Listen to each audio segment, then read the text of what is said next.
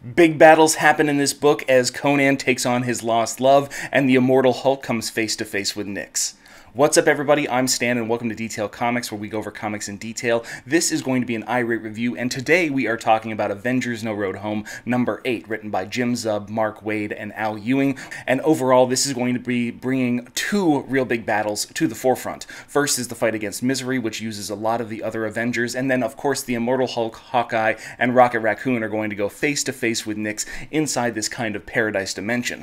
But enough talking from me, let's dive in and see what this story has for us. In the last moments of Avengers No Road Home number 7, we saw Bellet, the pirate queen of the coast, stabbing Conan the Barbarian in the chest, and that isn't quite where we're going to open up, because we know that this is happening in the background. However, we've been following a narrative that has really continued throughout all the stories. Different characters get different focal points inside this issue, and we actually split that between two, Hercules and the Hulk. So the H's get their own stories. And while Hercules recounts the fact that he's known rage and tragedy and revenge, Hulk is all about his anger, and that's where we find them attacking their individual foes. Hulk taking on Nyx, the goddess of darkness, and then Hercules trying to deal with Oyzis, Misery, the youngest of the dark gods of Nyx. And while the fight is going to start raging, Bellet has buried this dagger deep into Conan's chest, really filling him with any kind of misery, but he is not alone. He has the aid of Vision, he has the aid of Hercules, he has the aid of Scarlet Witch, and they are here to take the fight to this kind of villainous apparition as well as this dark god that feeds upon your despair. So while he looks over at Conan, he understands where this barbarian comes from. Hercules has once been that barbarian, has once felt that incorrigible rage, and he goes straight to the Pirate Queen while Conan takes out Misery himself. Back on the planet of Euphoria, we actually see Nyx going toe-to-toe with the Hulk, and Clint Barton doesn't want to step down in this scenario. He's never run away from a fight, according to him, and there are dozens of doctors that can back up that claim, but he looks at the world around him and he knows that there are dozens, hundreds, thousands of worlds throughout the universe that feel like their gods may have abandoned him. It's just a matter of time before everything on Earth freezes over due to the lack of warmth from the sun. So it's time for the Avengers to assemble, and it actually earns a little bit of the respect of this Immortal Hulk.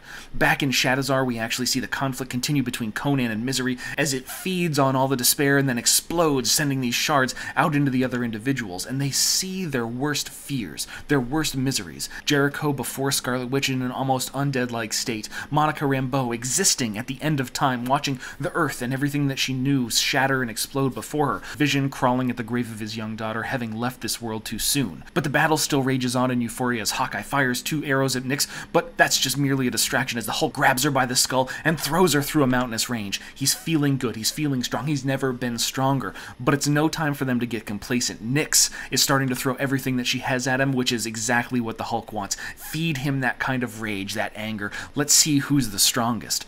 Back in Shadizar, of course, Hercules is dealing with this doubt, dealing with this rage. He has so many spines of misery that have stuck inside him, and he feels cold and bitter, an empty wasteland of an individual, a fool, just a joke. And despite his legendary labors, the grand tales, it just feels like it all should end, the shame that he feels at his failures. But someone's crying, and it turns out that it's Voyager. She's feeling alone as well, no family, being stupid, and she's wallowing in her sorrow, and that's when Hercules digs down. He remembers exactly what he is. He's a hero. So he reaches out his hand so that way he can lend aid. Despite the fact that he needs aid himself, he is willing to give of himself more to another individual. Hulk, still going toe-to-toe with Nyx, she finally realizes exactly what his vulnerabilities are, and she just rescinds the darkness for just a moment so that she can shine it purely upon the Hulk, who transforms back into Bruce Banner. And Banner can't hold on to the shard of power that he received from Nyx's soul, so it's finally in her grasp, in her possession. This daylight has been the undoing of the Immortal Hulk, one of the few vulnerabilities that he has. And while Hercules is still trying to lift up Voyager, they find themselves staring around, no longer seeing this misery around him. Instead, it's this small, weak little thing. Once you overcome your misery, once you overcome your fears, you are able to take control of that, and they no longer control you, as Hercules just smushes it into the ground.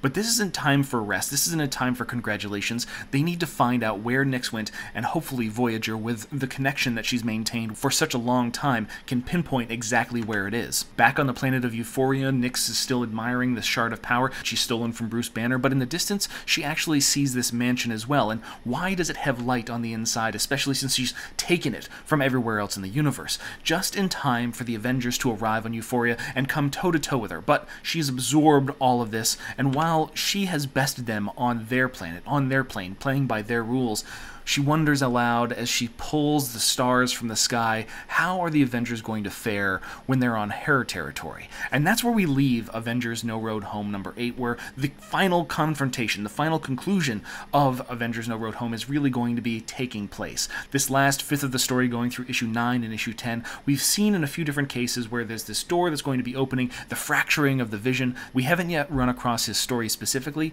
but based on who has had their stories told, this is one where we're probably going to see the Vision in issue number 9, and then a final conclusion inside issue number 10, because, well, that's the last part of the miniseries. Overall, I think that Paco Medina and Sean Izaakse have done a fantastic job on the art, and this one isn't necessarily by either of them. This is by Carlos Barberi, and while he does do a passable job with the art, it feels a touch more angular and possibly a little bit more anime manga style than what we've seen from the two previous artists before. It can cause a few issues with anatomy as he's kind of trying to pose these characters, but overall it doesn't tone down the sheer spectacle of the story that Jim Zub, Mark Waid, and Al Ewing are writing. I still say that this is probably one of the best miniseries that's come out in recent years, especially after the No Surrender storyline, and if it continues to be a success, hopefully we're going to see more of this style of storytelling from Marvel, where they give creators some time to develop a story, give artists time to execute, and then release them in quick succession so that way they're fresh in people's minds. But I want to know what you guys think, so hit me up in the comments down below, and we can start that conversation. As always, if you like what you see, hit the like button. Don't forget to subscribe to get more news, reviews, and commentary on comic books, and more.